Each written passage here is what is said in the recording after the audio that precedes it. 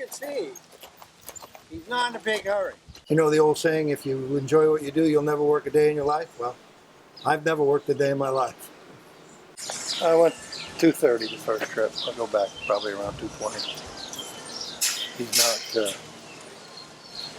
I don't want to get ahead of myself with him. I like to put a good foundation in him, then when Steve gets him, he do whatever he wants. He'll be ready to do it. Who wears a Frisco June Colt pin? I saw that Colt pin. Yeah. That's how nice he is. I mean, you probably heard Timmy talk last year about he's like kind of push button. Well, he really is. I mean, he's a trainer's dream. He makes us look good, but it's really him, not us. He does get a little like when he was up to Rod's at Rod Allen's farm.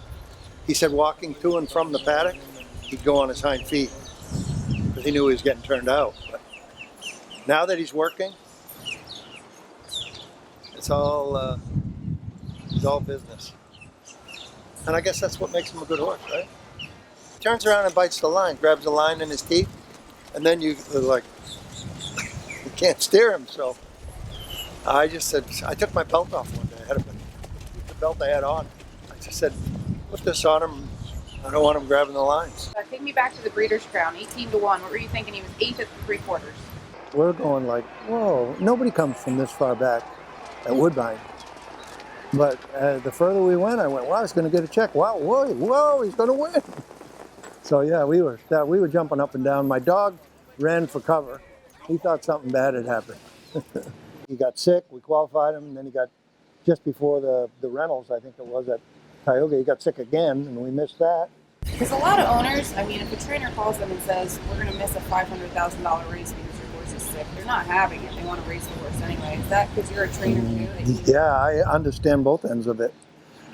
One year I had 2 at Woodbine, one going for, Klingon Hanover going for $1.5 million, and a trotter going for $1.1 million, and they both made breaks.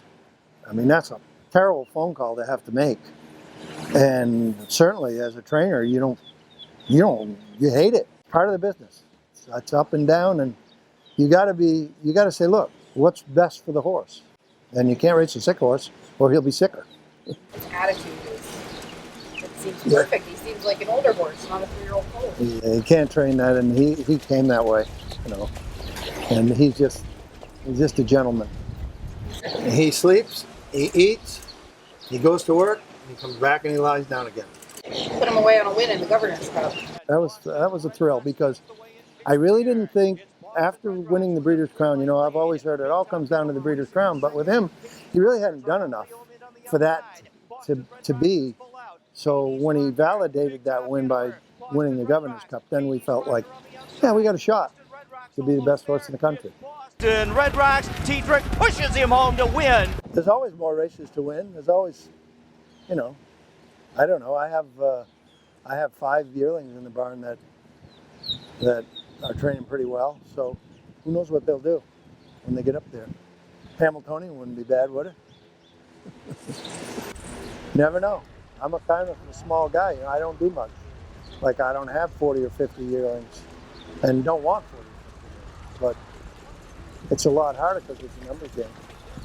You know, so the chances of me buying one trotter for $27,000 for an owner and then having him be the home run it's a long shot. But so he was a long shot. Worked out.